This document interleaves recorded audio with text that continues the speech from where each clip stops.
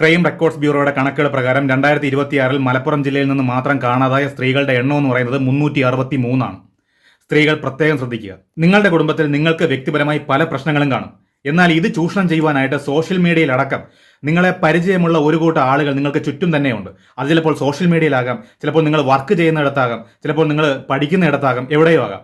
ഒരുപാട് കാലത്തെ വ്യക്തിബന്ധമോ നേരിട്ടുള്ള പരിചയമോ ഒന്നും വേണ്ട. സോഷ്യൽ മീഡിയയുടെ കാലമാണ്. ചാറ്റ് ബോക്സ് എന്ന് പറയുന്ന ഒരു ബെഡ്റൂം കണക്കാണ്.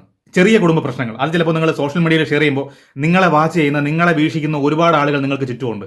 നിങ്ങളെ ചൂഷണം ചെയ്യുവാനായിട്ട്, നിങ്ങളെ അപകടത്തിൽപ്പെടുത്തുവാനായിട്ട്. കല്യാണം കഴിഞ്ഞ സ്ത്രീകൾ മനസ്സിലാക്കേണ്ടത്, നിങ്ങളെ സാന്ത്വനിപ്പിക്കാനും നിങ്ങൾക്ക് മോട്ടിവേഷൻ തരാനും നിങ്ങളെ കെയർ ചെയ്യാനും ഒക്കെ ഒരുപാട് ആളുകൾ നിങ്ങൾക്ക് ചുറ്റും ഉണ്ടാവും. നിങ്ങൾ വിചാരിക്കും ഇതാണ് സ്വർഗം.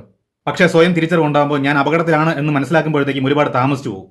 ഞാനിന്ന് ഇൻസ്റ്റാഗ്രാം റീലിൽ കണ്ട എൻ്റെ സ്വപ്നത്തിലുള്ള ആ പുരുഷനെയാണല്ലോ ഞാനിന്ന് കണ്ടത്, അല്ലെങ്കിൽ പരിചയപ്പെട്ടത്, ഞാൻ മെസ്സേജ് അയക്കുന്നത്, അല്ലെങ്കിൽ ഞാൻ വിളിക്കുന്നത് എന്നൊക്കെ ഒരു സ്ത്രീക്ക് തോന്നാം. അവിടെ തുടങ്ങുന്നു ചൂഷണം എന്ന് പറയുന്നത്. നിങ്ങൾ മനസ്സിലാക്കുക, നിങ്ങൾക്ക് സോഷ്യൽ മീഡിയയിൽ ഒരു പ്രൊഫൈൽ ഉണ്ടെങ്കിൽ നിങ്ങളുടെ ഇഷ്ടങ്ങൾ എന്തൊക്കെയാണ്, നിങ്ങൾക്ക് ഇഷ്ടപ്പെട്ട പാട്ട് ഏതാണ്, നിങ്ങൾക്ക് ഇഷ്ടപ്പെട്ട ഭക്ഷണം ഏതാണ് എന്ന് വേണ്ട എല്ലാ കാര്യങ്ങളും നിങ്ങളെ വേട്ടയാടാൻ ഉദ്ദേശിക്കുന്ന ആൾക്ക് മനസ്സിലാവും. കാണാതായ സ്ത്രീകളിൽ ജോലിയുള്ള സ്ത്രീകളുണ്ട്, അതുപോലെ തന്നെ വിദ്യാർത്ഥികളുണ്ട്. എല്ലാം അറിയാം, എനിക്ക് ഭയങ്കര പക്വതയാണ്, എല്ലാ കാര്യങ്ങളും തിരിച്ചറിയാൻ കഴിവുണ്ട് എന്ന് നിങ്ങൾ വിചാരിക്കുമ്പോഴും നിങ്ങളെ ചുറ്റിപ്പറ്റി നിങ്ങളെ വീക്ഷിച്ചു കൊണ്ടിരിക്കുന്ന ഒരുപാട് കഴുകൻ കണ്ണുകൾ ഉണ്ടെന്ന് മനസ്സിലാക്കുക. 8 മാസത്തിനുള്ളിൽ 363 സ്ത്രീകളെ മലപ്പുറത്ത് നിന്ന് മാത്രം കാണാതായിട്ടുണ്ട്. കുടുംബത്തിലെ പല അഭിപ്രായ വ്യത്യാസങ്ങളും കാണും, പ്രശ്നങ്ങളും കാണും. അതൊന്നുകിൽ സ്കൂളിലാണ് പഠിക്കുന്നതെങ്കിൽ ഒരു കൗൺസിലിങ്ങിന് വിധേയമാകുക, അല്ലെങ്കിൽ കൗൺസിലിന് കുട്ടികളെ വിധേയമാക്കുക. അത് സർക്കാരിന്റെ ജോലിയാണ്. അതുപോലെ തന്നെ ഓഫീസിൽ എന്തെങ്കിലും പ്രശ്നം ഉണ്ടായെങ്കിൽ അത് വീട്ടിൽ ആരോടെങ്കിലും ഒന്ന് പറയുക. അത് അച്ഛനോടോ അമ്മയോടോ ഭർത്താവിനോടോ അല്ലെങ്കിൽ അടുത്ത ഏതെങ്കിലും സുഹൃത്തിനോടോ കൂട്ടുകാരോടോ ആരെങ്കിലും പറയുക. സ്ത്രീകൾ ഒരു സുഹൃത്തിനെ തിരഞ്ഞെടുക്കുന്നതിൽ പോലും കുറച്ച് ശ്രദ്ധ പുലർത്തുക. അത് ആണെന്നോ പെണ്ണെന്നോ വ്യത്യാസമില്ല.